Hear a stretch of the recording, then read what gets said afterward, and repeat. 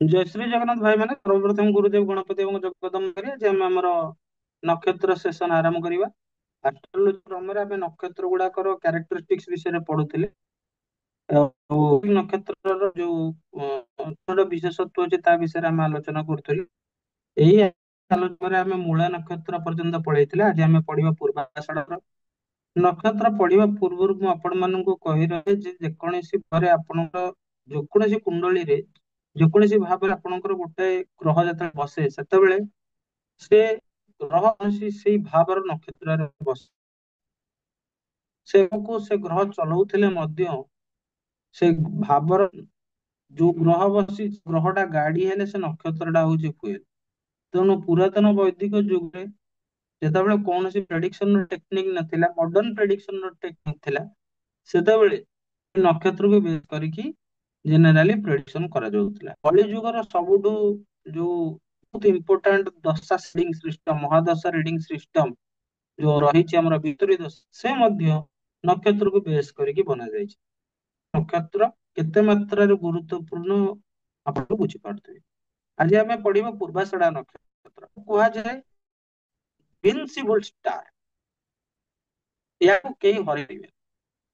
ପୂର୍ବାଷାଢା ନକ୍ଷତ୍ର ବାଲା ସହଜରେ ହାର ମାନିବାକୁ ପ୍ରସ୍ତୁତ ନୁହନ୍ତି।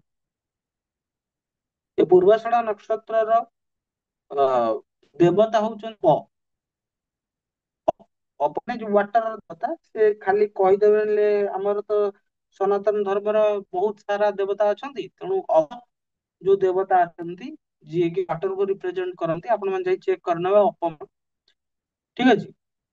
ଏଇ ଯୋଉ ପୂର୍ବାଷାଢା ନକ୍ଷତ୍ରର ସିମ୍ବଲ ଟା କେମିତିଆ ନା ଗୋଟେ ଝୁଡି ଝୁଡି ସିମ୍ବଲ ମାନେ ଦେଖିଥିବେ ପରିବା ଝୁଡି ଦୁଇ କୋଣିଆ ହେଇକି ଏମିତି ହେଇକି ଥିବ ପରିବା ଝୁଡିଟା ସେଥିରେ ପରିବା ରଖୁଥିବେ ସେଇ ଭଳିଆ ସିମ୍ବଲ। ୟାକୁ ଗ୍ରହ ରୁଲ କରନ୍ତି ସେ ହଉଛନ୍ତି ଶୁକ୍ର। ଧର୍ମ ଅର୍ଥ କାମ ମୋକ୍ଷ ଯୋଉ ଚତୁର୍ବର୍ଗ ପୁରୁଷାର୍ଥ ଅଛି ଏ ପୂର୍ବାଷାଢା ନକ୍ଷତ୍ର ମୁଖ୍ୟ ପୁରୁଷାର୍ଥ ଅଣ୍ଡରରେ ଆସୁଛି। ଯୋଉ ଦେବତା ଗଣ ମନୁଷ୍ୟ ଗଣ ରାକ୍ଷସ ଗଣ ତିନି ପ୍ରକାର ଗଣ ରହିଛି ପୂର୍ବ ନକ୍ଷତ୍ର ମନୁଷ୍ୟ ଗଣ ଭିତରେ ଆସୁଛି। ପୂର୍ବାଷାଢା ନକ୍ଷତ୍ରର ଯୋଉ ବର୍ଣ୍ଣ ଅଛି କ୍ଷେତ୍ର ବୈଶ୍ୟ ଶୂଦ୍ର ପୂର୍ବାଷାଢା ନକ୍ଷତ୍ର ଭଣ ବର୍ଣ୍ଣରେ ଆସେ। ପୂଜାରୀ ଜେନେରାଲି ପୂଜା ମାନେ ପୂର୍ବାଷାଢା ନକ୍ଷତ୍ରକୁ ପୂଜାରୀ ମାନେ ରିପ୍ରେଜେଣ୍ଟ କରନ୍ତି। ପୂର୍ବ ନକ୍ଷତ୍ର ନିଜସ୍ୱ ପଞ୍ଚଭୂତ ତତ୍ଵ ମଧ୍ୟରୁ ପୂର୍ବାଷାଢା ନକ୍ଷତ୍ର ନିଜସ୍ୱ ତତ୍ଵ ହଉଛି ବାୟୁ ତତ୍ଵ। ଯୋଉ ତ୍ରିମୂର୍ତ୍ତି ଅଛନ୍ତି ବ୍ରହ୍ମା ବିଷ୍ଣୁ ମହେଶ୍ଵର ଭଗବାନ ବିଷ୍ଣୁ ହଉଛନ୍ତି ଏ ପୂର୍ବାଷାଢା ନକ୍ଷତ୍ରର ତ୍ରିମୂର୍ତ୍ତିଙ୍କ ଅଧିପତି। ଯୋଉ ପ୍ରାଣୀ ପୂର୍ବାଷାଢା ନକ୍ଷତ୍ରକୁ ରିପ୍ରେଜେଣ୍ଟ କରେ ସିଏ ହଉଛି ମାଙ୍କଡ ପୁରୁଷ ମାଙ୍କଡ ମେଲ ମଙ୍କି। ଏବଂ ଯୋଉ ପକ୍ଷୀ ପୂର୍ବାଷାଢା ନକ୍ଷତ୍ରକୁ ରିପ୍ରେଜେଣ୍ଟ କରେ ସେ ହଉଛି ସାରସ ଯୋଉ ଗେଣ୍ଡାଳିଆ ଭଳିଆ ଦେଖିବାକୁ ସାରସ ବି କହନ୍ତି ତାକୁ ଯୋଉଟାକୁ ଇଂଲିଶରେ କହନ୍ତି ଷ୍ଟର୍କ STORK ଆପଣ ମାନେ ଚେକ୍ କରିପାରିବେ।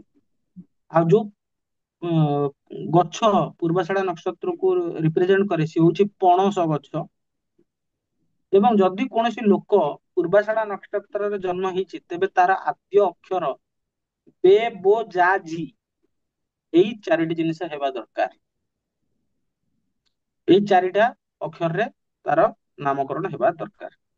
ତ ଆଜିର ସେସନରେ ଆମେ ପୂର୍ବାଷାଢା ନକ୍ଷତ୍ର ବିଷୟରେ ଜାଣିଲେ ପୂର୍ବାଷାଢା ନକ୍ଷତ୍ର ଡିଟେଲ୍ସ ବିଷୟରେ ପଢିଲେ।